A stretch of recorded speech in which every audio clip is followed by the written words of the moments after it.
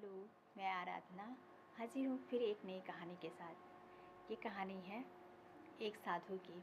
एक नदी के किनारे एक साधु बैठे रहते थे। वो जो चिल्लाते रहते थे कि जो मांगोगे सो पाओगे, जो मांगोगे सो पाओगे। तो सब लोग उन्हें पागल समझते थे, हंसते हुए निकल जाते थे। सब लोग अनसुना करके निकलते रहते थे। वो साधु वो रोज़ वहाँ नदी किनारे बैठते थे और यही बोलते थे, जो मांगोगे सो पाओगे। तो एक बार एक युवक जो है उनकी बात सुना। खैर कोई इनकी बात नहीं सुनता है, लाओ मैं जाके सुनूं, हो सकता है मेरा कुछ काम बन जाए। तो वो पहुंचा उस साधु के पास। क्या बाबा, आप यहाँ यही रोज़ चिल्लाते हो, जो मांगोगे सो पाओगे, तो क्या आप जो है मेरे मन की इच्छा पूरी कर सकते हैं? तो बाबा ने कहा, हाँ बताओ क्या कहते हो तुम? तो कहते क्या, मैं बहुत बड़ा व्यापारी बनना चाहता हूँ। तो कहते हैं अच्छा, तो हम तुम्हें 2 चीज़ें दे रहे हैं, तुम इसे अपने हाथ में रखना पकड़ के कस के, और तुम जो है बहुत सफल व्यापारी बनोगे।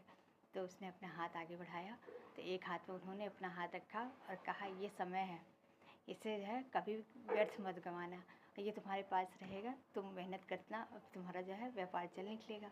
दूसरा हाथ बढ़ाओ। दूसरा हाथ बढ़ाया तो उसने साधु ने दूसरे हाथ पे हाथ रखा और कहा, ये धैर्य है, कभी भी तुम्हें लगे कि तुम्हें जो घाटा हो रहा है या कुछ भी हो रहा है, तुम्हारे मेहनत का फल नहीं मिल रहा है, तो इस धैर्य के साथ जो है वो काम करते रहना, और देखना आगे चल के तुम्हारा वही काम आगे बढ़ जाएगा, तुम सफल हो जाओगे।